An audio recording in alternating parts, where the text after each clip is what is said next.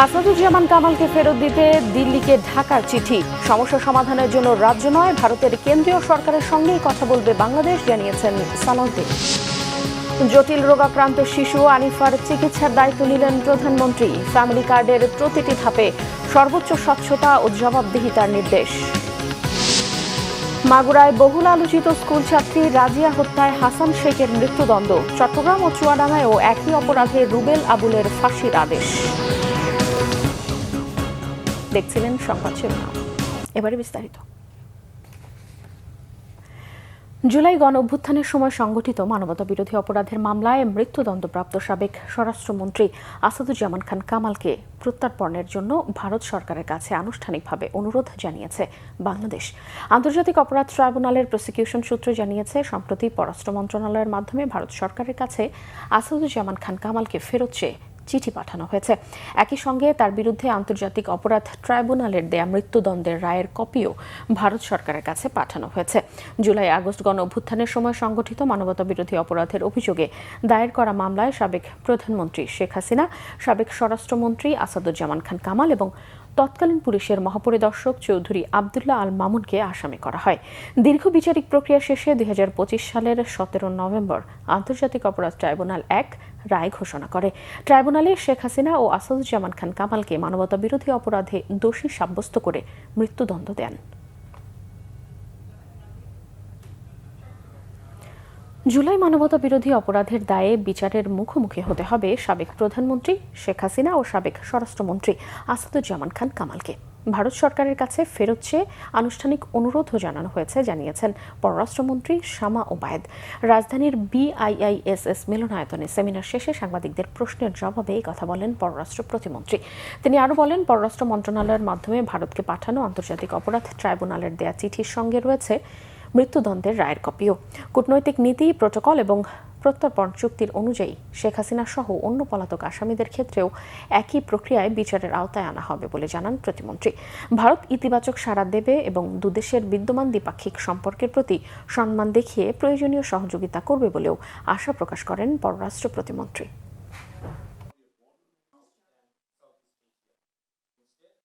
আসাদুজ্জামান খান বাংলাদেশের আইনে ওনার বিচার হয়েছে এবং উনি যেহেতু পলাতক আসামি, ওনাকে ফিরিয়ে আনার জন্য আমরা যে চিঠিটা দেওয়ার প্রয়োজন সেটাই আমরা দিয়েছি এবং এটা আমরা বারবার বলেছি আগেও যে কূটনীতিতে যেই নর্মস আছে, যেই প্রোটোকল আছে, সেই প্রোটোকল অনুযায়ী আমরা এক্সট্রাডিশন ট্রিটির অনুযায়ী আসাদুজ্জামান কামালকে দেশে ফিরিয়ে এনে ওনার বিচারও সম্পন্ন করা হবে, ঠিক যেভাবে শেখ হাসিনা সহ অন্যান্য আসামিদের বিচার হবে। সীমান্ত দিয়ে কাউকে পুশইন করতে দেয়া হয়নি, জানিয়েছেন স্বরাষ্ট্রমন্ত্রী সালাউদ্দিন আহমদ। আরও জানালেন, যে কোনো সংকট সমাধানে ভারতের রাজ্য সরকার নয়, ঢাকা কথা বলবে কেন্দ্রীয় সরকারের সঙ্গে। এ সময় জিয়াউর রহমানের খুনি মোজাফফরকে নিয়েও কথা বলেন তিনি। জানান, মোজাফফরের বিচার হবে সেনা আইনে। রিপোর্ট ফজলে রাব্বির। পশ্চিমবঙ্গে বিজেপি সরকার গঠনের পর ফের আলোচনায় পুশিন। বিভিন্ন সীমান্ত দিয়ে একের পর এক পুশিনের অপচেষ্টা চালায় ভারত। সীমান্তের স্থানীয়দের সঙ্গী করে শক্ত হাতে তা রুখে দেয় বাংলাদেশ সীমান্ত রক্ষী বাহিনী বিজিবি। তবে এখনও এর স্থায়ী ফয়সালা আসেনি। এমন পরিস্থিতির মধ্যে সোমবার বিজিবি সদর দপ্তরে পরিদর্শন করেন স্বরাষ্ট্রমন্ত্রী। সাংবাদিকদের সঙ্গে কথা বলেন পুশিন নিয়ে। জানান, সংকট সমাধানে পশ্চিমবঙ্গ সরকার নয়, ভারতের কেন্দ্রীয় সরকারের সঙ্গেই কথা বলবে বাংলাদেশ। যে আমরা একজনকেও অবৈধভাবে এখানে পুশিন হতে দেইনি। আমাদের বর্ডার গার্ড, বিজিবি এবং জনগণের সহায়তা আমরা সফলভাবে এখনো পর্যন্ত সেটা ঠেকাতে সক্ষম হয়েছি, কিন্তু পুশিন করতে দেয়নি আমরা কাউকে অবৈধভাবে। তবে West Bengal government newly elected হওয়ার পরে ওখানে রাজ্য প্রদেশের যে নির্বাচিত সরকার, তাদের কিছু কিছু পলিটিক্যাল এজেন্ডার কারণে তারা এটা হয়তো প্রদর্শন করতে চেয়েছে, সেই বিষয়ে আমাদের বক্তব্য নাই। আমরা কথা বলবো কেন্দ্রীয় সরকারের সাথে। এ সময় বিজিবিকে জনকল্যাণে আরো কাজে লাগানোর বিষয়সহ বাহিনীটিকে আরো শক্তিশালী করতে নানান পদক্ষেপের কথা জানান মন্ত্রী। বিজেপি সীমান্ত প্রহরার বাইরেও যে কার্যক্রমগুলো করে থাকে সেগুলো যাতে আরও বাড়ানো যায় এবং জনসম্পৃক্ত অন্যান্য কার্যক্রমের মাধ্যমে আমরা যাতে বিজেপিকে আরও বেশি শক্তিশালী করতে পারি সেই সিদ্ধান্তগুলো আমরা আজকে প্রাথমিকভাবে নিয়েছি। এদিকে মিয়ানমারের যুদ্ধবিরতির রেশ এপারেও বিভিন্ন সময় মিয়ানমারের বাহিনীগুলোর পুঁতে রাখা মাইন বিস্ফোরণে হতাহতের ঘটনা ঘটছে। তা সামাল দিতে বিজিবিকে মাইন ডিটেক্টর ডিভাইস দেওয়া হয়েছে বলে জানান মন্ত্রী। আমরা মায়ানমার সীমান্তে সার্বক্ষণিক একটা দেখেছি আরাকান আর্মির সাথে মায়ানমার সরকারের মিলিটারির সাথে একটা যুদ্ধ অবস্থা সবসময় বিরাজ করছে, যার মধ্যে আমরা স্যান্ডউইচ হচ্ছি অনেকটা। এখনো পুরোপুরি ফাইনাল সিদ্ধান্তে যাইনি, তবে আমাদের প্রস্তাব আছে যে আমরা সেখানে কাঁটাতারের বেড়া নির্মাণ করতে চাই 109। এদিকে মেজর মোজাফফরের বিচার সেনা আইনেই হবে বলে জানিয়েছেন স্বরাষ্ট্রমন্ত্রী। যে আসামি ফজলে রাব্বি, বাংলা ভিশন, ঢাকা। জটিল রোগে আক্রান্ত শিশু আনিফার চিকিৎসার দায়িত্ব নিয়েছেন প্রধানমন্ত্রী তারেক রহমান। আজ একটি প্রতিনিধি দল জাতীয় হৃদরোগ ইনস্টিটিউট ও হাসপাতালে শিশু আনিফার পরিবারের সঙ্গে কথা বলেন। পরে আনিফার ডাক্তারের চিকিৎসার বিষয়ে বিশেষজ্ঞ চিকিৎসকদের সঙ্গে আলোচনা করেন জাতীয় হৃদরোগ ইনস্টিটিউট ও হাসপাতালের শিশু কার্ডিওলজি বিভাগের প্রধান ডাক্তার জাহিদুল ইসলামের নেতৃত্বে 5 সদস্যের একটি বিশেষজ্ঞ মেডিকেল বোর্ড। আনিফা আক্তারের সার্বিক শারীরিক অবস্থা, চিকিৎসা সংক্রান্ত নথি পর্যালোচনা করে অবস্থা অত্যন্ত জটিল ও সংকটাপন্ন বলে মত দেন তারা। উন্নত চিকিৎসার জন্য শিশুটিকে বিদেশে পাঠানোর বিষয়েও সিদ্ধান্ত নেওয়া হবে বলে জানায় প্রতিনিধি দল। সরকার আনিফার চিকিৎসার বিষয়ে সর্বাত্মক সহযোগিতা করবে বলেও আশ্বস্ত করেন প্রতিনিধি দলের সদস্যরা। প্রধানমন্ত্রী তারেক রহমানের সভাপতিত্বে সারা দেশে ফ্যামিলি কার্ড কার্যক্রম সম্প্রসারণের পরিকল্পনা ও বাস্তবায়ন কৌশল নিয়ে বৈঠক অনুষ্ঠিত হয়েছে। দুপুরে সচিবালয়ের মন্ত্রিপরিষদ বিভাগে এই বৈঠকটি হয়। ধাপে ধাপে সারা দেশে ফ্যামিলি কার্ডের কার্যক্রম বিস্তারের লক্ষ্যে বাস্তবসম্মত পরিকল্পনা গ্রহণ, আধুনিক প্রযুক্তির সর্বোত্তম ব্যবহার নিশ্চিত করার উপরও গুরুত্ব আরোপ করেন প্রধানমন্ত্রী তারেক রহমান। এ সময় স্বচ্ছ, নির্ভুল ও গ্রহণযোগ্য তথ্য ভাণ্ডার গড়ে তোলার উপর গুরুত্ব আরোপ করেন প্রধানমন্ত্রী। একই সাথে প্রতিটি ধাপে সর্বোচ্চ স্বচ্ছতা ও জবাবদিহিতা নিশ্চিত করার জন্য সংশ্লিষ্টদের নির্দেশনা দেন তিনি। মাগুরায় বহুল আলোচিত স্কুল ছাত্রী রাজিয়া খাতুন হত্যা মামলার একমাত্র আসামি হাসান শেখকে মৃত্যুদণ্ড দিয়েছে আদালত। চট্টগ্রাম মহানগরীর পাহাড়তলীতে শিশু আয়নীকে ধর্ষণ চেষ্টায় ব্যর্থ হয়ে হত্যা ও লাশ গুমের মামলায়ও আসামি রুবেল ও চুয়াডাঙ্গায় স্কুল ছাত্রী মরিয়ম ধর্ষণ ও হত্যা মামলায় আবুল হোসেনের কে মৃত্যুদণ্ড দিয়েছে আদালত। প্রতিনিধিদের পাঠানো তথ্য ও ছবিতে বিস্তারিত ডেস্ক রিপোর্টে। দীর্ঘ বিচারিক প্রক্রিয়া শেষে সোমবার মাগুরা জেলা ও দায়রা জজ আদালতের বিচারক মোহাম্মদ মিজানুর রহমান বহুল আলোচিত স্কুল ছাত্রী রাজিয়া খাতুন হত্যা মামলায় একমাত্র আসামি হাসান শেখকে মৃত্যুদণ্ডের আদেশ দেন। এ সময় আসামি আদালতে উপস্থিত ছিল। 2022 সালের 17 মার্চ বাড়ির পাশের রসুন খেতে যাওয়ার পর নিখোঁজ হয় রাজিয়া খাতুন। পরদিন বাড়ি থেকে প্রায় 300 গজ দূরে কুমার নদের তীরবর্তী একটি বাঁশঝাড় থেকে তার মরদেহ উদ্ধার করে পুলিশ। এ ঘটনায় শ্রীপুর থানায় অজ্ঞাতনামাকে আসামি করে মামলার পর সিআইডি ঘটনাস্থল থেকে সংগৃহীত আলামত ও তদন্তের ভিত্তিতে হাসান শেখের বিরুদ্ধে অভিযোগপত্র দাখিল করে। অন্যদিকে চট্টগ্রামের নারী ও শিশু নির্যাতন দমন ট্রাইব্যুনাল 2 এর বিচারক মোহাম্মদ সাইফুর রহমান দুপুরে 9 বছরের শিশু আয়নী হত্যায় আসামি রুবেলকে মৃত্যুদণ্ডের আদেশ দেন। মামলায় বলা হয় 2023 সালের 21 মার্চ নিখোঁজ হয় 4র্থ শ্রেণীর শিক্ষার্থী আয়নী। 9 দিন পর পাহাড়তলীর মুরগির ফার্ম এলাকার একটি ডোবা থেকে আয়নীর গলিত লাশ উদ্ধার করে পুলিশ। এ ঘটনায় শিশুটির মা মামলার পর পুলিশ তদন্ত শুরু করলে সবজি বিক্রেতা রুবেলের জড়িত থাকার বিষয়টি ধরা পড়ে। আদালতে স্বীকারোক্তিমূলক জবানবন্দিতে সে হত্যার কথা স্বীকার করে। বিড়াল ছানা দেওয়ার কথা বলে শিশু আয়নীকে আসামি রুবেল তার ফুফুর খালি বাসায় নিয়ে ধর্ষণের চেষ্টা করে ব্যর্থ হলে আয়নীকে শ্বাসরোধে হত্যা করে। চুয়াডাঙ্গার জীবননগরে আলোচিত 10 বছর বয়সী শিশু মরিয়ম খাতুন ধর্ষণ হত্যা মামলায় আসামি আবুল হোসেনের উপস্থিতিতে মৃত্যুদণ্ডের রায় ঘোষণা করেন শিশু সহিংসতা দমন ট্রাইব্যুনালের বিচারক মোত্তাকির আলম। রায়ের পর তাকে কঠোর পুলিশ প্রহরায় কারাগারে পাঠায় পুলিশ। 2023 সালের 21 ডিসেম্বর মরিয়মকে শাক তুলে দেওয়ার প্রলোভন দেখিয়ে ভুট্টা খেতে নিয়ে ধর্ষণের পর হত্যা করে আসামি আবুল হোসেন। এছাড়া জামালপুরে নারী ও শিশু নির্যাতন দমন ট্রাইব্যুনাল এক আলাদা 2টি মামলায় 1 আসামিকে মৃত্যুদণ্ড এবং 3 আসামিকে যাবজ্জীবন কারাদণ্ড দিয়েছেন। নারী ও শিশু নির্যাতন দমন ট্রাইব্যুনাল একের বিচারক মোহাম্মদ আব্দুর রহিম এই রায় ঘোষণা করেন। বকশীগঞ্জ উপজেলার মেরুচর গ্রামের মোহাম্মদ হাফিজুল ওরফে আফজল যৌতুক না পেয়ে তার স্ত্রী হনুফা বেগমকে পিটিয়ে হত্যার ঘটনায় 2012 সালের 19 সেপ্টেম্বর বকশীগঞ্জ থানায় 5 জনের বিরুদ্ধে মামলা করেন নিহতের মা আমেনা খাতুন। 7 জন সাক্ষীর সাক্ষ্য গ্রহণ শেষে আদালত নিহতের স্বামী মোহাম্মদ হাফিজুল ওরফে আফজলকে মৃত্যুদণ্ড ও 5 লাখ টাকা জরিমানা করেন। অভিযোগ প্রমাণিত না হওয়ায় অপর 4 আসামিকে খালাস দেওয়া হয়। একই আদালত জামালপুর সদর থানার একটি অপহরণ মামলায় 3 আসামিকে যাবজ্জীবন কারাদণ্ড দেয়। Bangla vision news desk. স্থানীয় সরকার মন্ত্রী মির্জা ফখরুল ইসলাম আলমগীর বলেছেন, মশা নিধনে দেশে ব্যবহৃত প্রযুক্তিগুলো ঠিকমতো কাজ করছে না। সোমবার ইঞ্জিনিয়ার্স ইনস্টিটিউশনে ইউথ টু ওয়ার্ল্ড সংগঠনের উদ্যোগে মশা নিধন প্রযুক্তি নিয়ে এক বিশেষ অনুষ্ঠানে তিনি একথা বলেন। তিনি আরও বলেন, দেশীয় রাসায়নিক ব্যবহার করে যে প্রযুক্তি নিয়ে কথা হচ্ছে সেটি সম্ভাবনাময়। চিকনগুনিয়া ও ডেঙ্গু বিস্তারে এই সময়ে মশার লার্ভা নিধন করা প্রয়োজনীয় কাজ।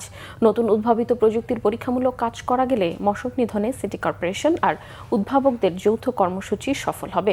অনুষ্ঠানে বিশেষ অতিথি প্রকৌশলী শাহরিন ইসলাম তুহিন বলেছেন, দেশীয় প্রযুক্তি টেকসই হলে অবশ্যই পৃষ্ঠপোষকতা দিতে হবে। দেশীয় উদ্ভাবক এম.এ. হামিদের মসকিউটো লার্ভা কন্ট্রোল টেকনোলজি মডেলের পাশে থাকারও আশ্বাস দিয়েছে ইঞ্জিনিয়ার্স অ্যাসোসিয়েশন অফ বাংলাদেশ। হামে আরও 5 জন শিশুর মৃত্যু হয়েছে আর ডেঙ্গুতে 3 জনের। হামে শিশুর মৃত্যুর শিকার 3 জন সিলেটের আর কুমিল্লায় 1 জন।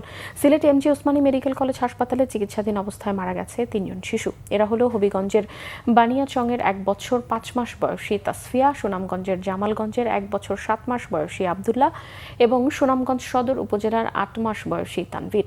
এ নিয়ে চলতি বছর 1 জানুয়ারি থেকে 20 জুলাই পর্যন্ত বিভাগে মৃত্যুর সংখ্যা বেড়ে দাঁড়িয়েছে 103 জনে। গত 24 ঘন্টায় বিভাগের বিভিন্ন হাসপাতালে হাম ও উপসর্গ নিয়ে ভর্তি হয়েছে 58 জন। আক্রান্ত এলাকার পরিস্থিতি নিবিড়ভাবে পর্যবেক্ষণ করা সহ শিশুদের সময় মতো হাম রুবেলার টিকা নিশ্চিতকরণে অভিভাবকদের প্রতি আহ্বান জানিয়েছে স্বাস্থ্য বিভাগ। শাহজালাল আন্তর্জাতিক বিমানবন্দরের 3rd টার্মিনাল পরিচালনায় জাপানি কনসোর্টিয়ামের সঙ্গে আগামী সেপ্টেম্বরের প্রথম সপ্তাহের মধ্যেই চুক্তি হবে, জানিয়েছেন বেসামরিক বিমান চলাচল কর্তৃপক্ষ বেবিচক chairman air vice marshal Mostafa Mahmud Siddique. সোমবার এভিয়েশন ও এয়ার ট্রাফিক অপারেশন বিষয়ে এক প্রশ্নের জবাবে এই তথ্য জানান তিনি। এ বিষয়ে নিয়ন্ত্রক সংস্থা বেবিচক পরিচালনা ও পরিকল্পনা বিষয়ক সদস্য এয়ার কমান্ডো আবু সাইদ মেহবুব খান জানান, দেশের বিমানবন্দর নিয়ে 2025 সালে 1.25 কোটি যাত্রী পরিবহন এবং 4.25 কোটি টন পণ্য পরিবহন করা হয়েছে। এই সেবা থেকে সরকারকে 850 কোটি টাকা ট্যাক্স পরিশোধ করেছে বেবিচক। সেই সঙ্গে এয়ার ট্রাফিক ম্যানেজমেন্ট সেন্টার চালুর মধ্য দিয়ে উল্লেখযোগ্য হারে রাজস্ব বেড়েছে, জানান সংস্থাটির আরেক সদস্য এয়ার কমান্ডার নুরি আলম। নতুন এই ব্যবস্থা চালুর মধ্য দিয়ে এবছর 6 থেকে 8% প্রবৃদ্ধি অর্জনের আশাবাদী তারা। যে কোনো মূল্যে 16 ডিসেম্বর 3rd টার্মিনাল চালুর লক্ষ্য নিয়ে বেবিচক কাজ করছে বলেও জানান নীতি নির্ধারকেরা। ফিফা বিশ্বকাপের ফাইনাল ম্যাচ উপভোগ করেছেন মুক্তিযুদ্ধ বিষয়ক প্রতিমন্ত্রী ইশরাক হোসেন। রাতে রাজধানীর সদরঘাট এলাকায় বড় পর্দায় বিশ্বকাপে আর্জেন্টিনা স্পেনের মধ্যকার ফাইনাল ম্যাচটি উপভোগ করেন মুক্তিযুদ্ধ বিষয়ক প্রতিমন্ত্রী ইশরাক হোসেন। এ সময় এলাকার গণ্যমান্য ব্যক্তিবর্গ, দলের নেতাকর্মী, শোভানুধ্যায়ী সহ বিপুল সংখ্যক ফুটবল প্রেমী উপস্থিত ছিলেন। অতিরিক্ত সময়ে 1-0 গোলে 16 বছর পর বিশ্বকাপ জেতে স্পেনের বিজয় উল্লাসে ফেটে পড়ে দলটির সমর্থক আর বিশ্বকাপে আর্জেন্টিনার হারের পর ব্যথিত হন দলটির সমর্থকরা।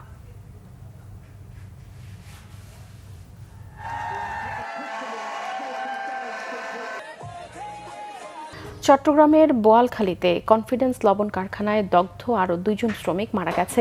চট্টগ্রাম মেডিকেল কলেজ হাসপাতালে চিকিৎসাধীন অবস্থায় গত রাতে তারা মারা গেছেন। এ নিয়ে মোট 4 জনের মৃত্যু হলো। এরা হলেন বোয়ালখালীর সাতঘানিয়া পাড়ার নুরুন নবী হৃদয় এবং রাঙ্গুনিয়া উপজেলার মধুরাম পাড়ার বাসিন্দা উজ্জ্বল দাস। চমেক পুলিশ ফাঁড়ির ইনচার্জ নুরুল আলম আশেক বিষয়টি নিশ্চিত করেছেন। গত বৃহস্পতিবার সকালে কনফিডেন্স লবণ কারখানায় এক বিস্ফোরণে 11 জন দগ্ধ হন। এর মধ্যে উজ্জ্বল দাসের শরীরের 50% এবং নুরুন নবী হৃদয়ের শরীরের 45% পুড়ে যায়। ওই দিন তাদের দুজনকে চমেক হাসপাতালের বার্ন অ্যান্ড প্লাস্টিক সার্জারি ইউনিটে ভর্তি করা হয়। এর আগে বৃহস্পতিবার রাতে চিকিৎসাধীন 2 জন শ্রমিকের মৃত্যু হয়েছে। চট্টগ্রাম মহানগরীর পাহাড়তলী এলাকায় হত্যা মামলার আসামি শাহপরানকে গ্রেফতার করেছে র্যাব। এই ঘটনায় এ নিয়ে 5 জনকে গ্রেফতার করা হলো। মহানগরীর হালিশহর থানা এলাকা থেকে গতরাতে তাকে গ্রেফতার করা হয়। র্যাব জানায় ভিকটিম মোহাম্মদ রিফাত চট্টগ্রাম মহানগরীর পাহাড়তলী থানার আব্দুলপাড়া এলাকার বাসিন্দা এবং পেশায় একজন ইলেকট্রিক মিস্ত্রি। পুলিশ জানায় এলাকায় আধিপত্য বিস্তার এবং পূর্ব শত্রুতার জের ধরেই আসামি আসাদ আলম শুভ গত 23 জুন ভিকটিম রিফাতকে তার বাসা থেকে ডেকে নিয়ে যায়। পরে সহযোগীরা মিলে ভিকটিমকে ছুরিকাঘাত করে পালিয়ে যায়। পরে স্থানীয়রা গুরুতর আহত রিফাতকে উদ্ধার করে চট্টগ্রাম মেডিকেল কলেজ হাসপাতালে নিলে তিনি মারা গেছেন বলে জানায় চিকিৎসক। এই ঘটনায় ভিকটিমের ভাই বাদী হয়ে 3 জনকে এজাহার নামীয় এবং 2-3 জনকে অজ্ঞাতনামা আসামি করে চট্টগ্রাম মহানগরীর পাহাড়তলী থানায় একটি হত্যা মামলা দায়ের করেন। যশোরের শর্ষার গোগা গ্রামে সালামের মোড় এলাকায় সকালে সড়ক দুর্ঘটনায় নিহত হয়েছে 2 জন, আহত হয়েছে 1 জন। নিহতরা হলেন কোতোয়ানি থানার সুজলপুর গ্রামের মোটরসাইকেল চালক নাহিদ এবং বেনাপোল পোর্ট থানার দৌলতপুর গ্রামের উষা রহমান। পুলিশ জানায় সকালের দিকে একটি মোটরসাইকেলে করে 3 জন যুবক রুদ্রপুর সীমান্তের দিকে যাবার পথে গোগার সালামের মোড় এলাকায় পৌঁছলে বিপরীত দিক থেকে আসা একটি ট্রাক্টর মোটরসাইকেলটিকে চাপ দেয়। এতে মোটরসাইকেলের আরোহী 2 জন ঘটনাস্থলেই নিহত হয় এবং দুর্ঘটনায় আহত রুবেল হোসেনের চিকিৎসা চলছে যশোর মেডিকেল কলেজ হাসপাতালে। দীর্ঘ 55 বছর পেরিয়ে গেলেও একটি পাকা সেতুর আক্ষেপ মেটেনি নোয়াখালীর সদর উপজেলার কাদির হানিফ ইউনিয়নের মুসলিম কলোনির বাসিন্দাদের। তাদের অভিযোগ, খাল পারাপারের একমাত্র কাঠের সেতুটি নড়বড়ে হলেও ঝুঁকি নিয়ে পার হচ্ছে বিভিন্ন বয়সীরা। ঘটছে বেশ কয়েকটি দুর্ঘটনাও। বিভিন্ন কর্মসূচির মাধ্যমে সেতু নির্মাণের দাবি জানানো হলেও ভ্রুক্ষেপ নেই সংশ্লিষ্ট দফতরের। নোয়াখালী প্রতিনিধি মাওলা সুজনের তথ্য ও ছবিতে নাজমুল নিশানের ডেস্ক রিপোর্ট। কাঠের ঝুঁকিপূর্ণ এই সেতুটি চলাচলে ব্যবহার করছেন নোয়াখালী শহরের উপকণ্ঠে থাকা মুসলিম কলোনির প্রায় 5000 পরিবার। সদর উপজেলার কাদির হানিফ ইউনিয়নের 6 নং ওয়ার্ডে অবস্থিত কলোনিটিকে শহর থেকে বিচ্ছিন্ন করেছে নোয়াখালী খাল। তবে অতিরিক্ত পানি ও স্রোতের কারণে সেতুর অনেক অংশ ভেঙে পড়ায় অনুপযোগী হয়েছে চলাচলের। এমত অবস্থায় প্রতিদিনই ঝুঁকি নিয়ে পার হচ্ছেন শিশু কিশোর, গর্ভবতী সহ বয়স্করা। ঘটছে বিভিন্ন দুর্ঘটনাও। আমরা বিভিন্ন প্রশাসন, বিভিন্ন এলজিডি অফিস বা আমাদের এমপি মন্ত্রীদের কাছে আমরা আমাদের ব্রিজটার আবেদন নিয়ে গেছি, কিন্তু সবাই আমাদেরকে আশ্বাস দিচ্ছে, কিন্তু কাজের কাজ আমাদের কিছুই হচ্ছে না। বিশেষ করে সবচেয়ে কষ্ট হয় স্কুলের বাচ্চারা যাতায়াত এবং গর্ভবতী মহিলা, অনেক মানুষ আছে পঙ্গু, একজন তো অলরেডি পঙ্গু হয়ে বাসায় আছে। এখানের মানুষ অনেক কষ্ট করতেছে, অনেক দুর্ভোগে আছে, অসুস্থ মানুষ এখান থেকে আনা নেওয়া করা খুবই কষ্টকর। বিগত দিনে যত সরকারি ক্ষমতা যাচ্ছে, বিত্তবানরা, ক্ষমতাবানরা শুধু আশ্বাসে দিয়ে যাচ্ছে যে এটা হবে, করব, হচ্ছে এই অদ্যাবধি এটা করা হচ্ছে না। বিভিন্ন কর্মসূচির মাধ্যমে সেতুটির পাকাকরণে এলাকাবাসী দাবি জানালেও সংশ্লিষ্ট দপ্তর থেকে মেলেনি কোনো সাড়া। ব্রিজ নির্মাণ করার জন্য আমরা ইতিমধ্যে 2 থেকে 3বার সদর দপ্তরে প্রস্তাব প্রেরণ করেছিলাম। প্রস্তাবটি সদর দপ্তরের প্রক্রিয়াধীন আছে। প্রস্তাব অনুমোদন পেলেই আমরা উপজেলা প্রকৌশলী কার্যালয়ের পক্ষ থেকে সকল প্রক্রিয়া অনুসরণ করে টেন্ডার আহ্বানের মাধ্যমে কাজটা বাস্তবায়ন করার জন্য আমরা সর্বাত্মক ব্যবস্থা নেব। কবে নাগাদ শেষ হবে কলোনিবাসীর ভোগান্তি জানা নেই কারো। তবে দ্রুত সরকারের পক্ষ থেকে কোনো কার্যকরী উদ্যোগ নেওয়া হবে এমন প্রত্যাশা বাসিন্দাদের। Bangla vision news desk. গত কয়েকদিনের বৃষ্টিতে পানিবন্দী হয়ে পড়েছে নারায়ণগঞ্জের রূপগঞ্জ উপজেলায় 7 গ্রামের প্রায় 20,000 মানুষ। রাস্তা ঘরবাড়িতে পানি ঢুকে কৃত্রিম বন্যায় রূপ নিয়েছে। এতে করে শিশু থেকে শুরু করে অর্ধশতাধিক নারী পুরুষ ঠান্ডাজনিত ও পানিবাহিত রোগে আক্রান্ত হয়ে পড়েছেন। জলাবদ্ধতায় আটকা পড়ায় স্কুল, কলেজ ও মাদ্রাসায় যেতে পারছে না শিক্ষার্থীরা। পানি নিষ্কাশনের সরকারি খালগুলো ইস্টউড সিটি নামের একটি আবাসন প্রকল্প ভরাট করে ফেলায় এই পরিস্থিতি তৈরি হয়েছে অভিযোগ স্থানীয়দের। খলিল শিকদারের পাঠানো তথ্য ও ছবিতে দেখুন বিস্তারিত। রূপগঞ্জ উপজেলার কাঞ্চন পৌরসভার হাটাবো, টেকপাড়া, কালাদি, নলপাথর, নরাবো, কোষাব, আইতলা ও ডুলুরদিয়া গ্রামে প্রায় 20,000 মানুষের বসবাস। এসব গ্রামের কৃষি জমিতে পানি নিষ্কাশনের জন্য ছোট বড় মিলিয়ে প্রায় 6টি খাল রয়েছে। একসময় এসব খাল দিয়ে বৃষ্টির পানি সরে যেত, কিন্তু বেশ কয়েক বছর ধরে ইস্টউড সিটি নামের একটি আবাসন প্রকল্প পানি নিষ্কাশনের সরকারি খালগুলো ভরাট করে দখলে নিয়ে গেছে বলে অভিযোগ পাওয়া গেছে। বৃষ্টি হলেই পানি আটকে গিয়ে জলাবদ্ধতা তৈরি হয় এলাকাগুলোতে। ময়লা ও আবর্জনা যুক্ত এসব পানির কারণে পানিবাহিত রোগে আক্রান্ত হচ্ছেন শিশু, বৃদ্ধ থেকে শুরু করে সব বয়সী মানুষ। প্রতিবাদে নানা কর্মসূচিতেও উদ্ধার করা যায়নি খালগুলো। এইচটিউ সিটির অবৈধ জায়গায় বালু ফেলায় সব ভৈরা ফেলাইছে। এই জায়গায় আগে একটা পানির খাল ছিল, সেই খালটায় গদি ভরার কারণে পানি সব বাড়িতে উঠে পড়ে। বাচ্চা কাচ্চা আছে, তারা স্কুলে যায়, তারা এই বৃষ্টি বাদলার মধ্যে তারা স্কুলে যাইতে পারে না, রাস্তাঘাট একবারই তলায় যায়। আমাদের এমপি সাহেব যেন দেখা অতি তাড়াতাড়ি এই ভূমিদস্যু কামাল সাহেবের পদক্ষেপ নেয় এবং এই খাল অতি দ্রুত যেন পরিষ্কার করে। কোম্পানিরা বালু ফেলানো জায়গায় পানি আটকে রয়েছে, হ্যাঁ, পানির জলে সমস্যা। পুরা খাল ক্লিয়ার ছিল, যে এরকম ক্লিয়ার থাকতো তাহলে এই পানিগুলো জমা হইতো না। অবৈধ যে সিটি, তাদের কারণে আজকে জলাবদ্ধতা।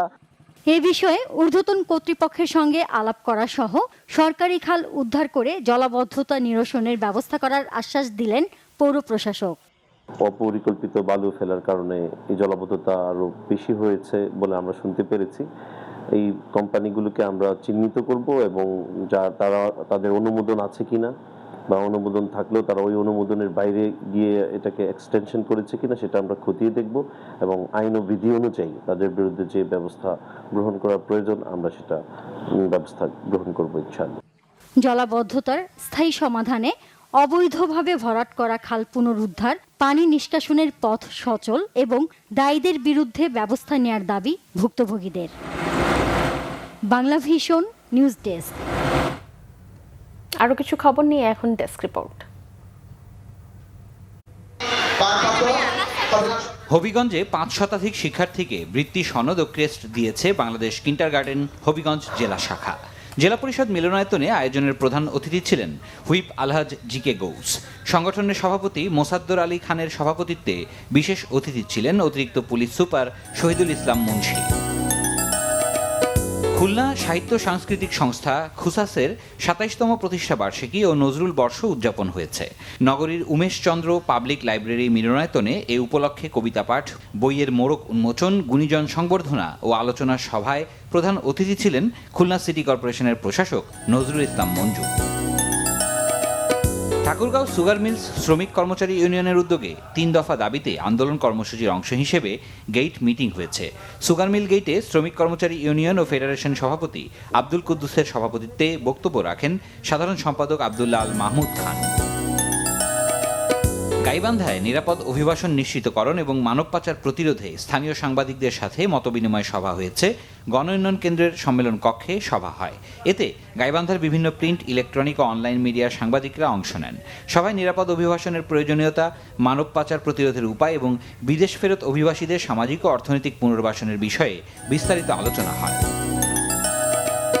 খাগড়াছড়ি ক্যান্টনমেন্ট পাবলিক স্কুল ও কলেজ এবং নতুনকুড়ি ক্যান্টনমেন্ট হাই স্কুলের উদ্যোগে চাকমা, মারমা ও ত্রিপুরা ভাষা শিক্ষা ক্লাবের উদ্বোধন করা হয়েছে।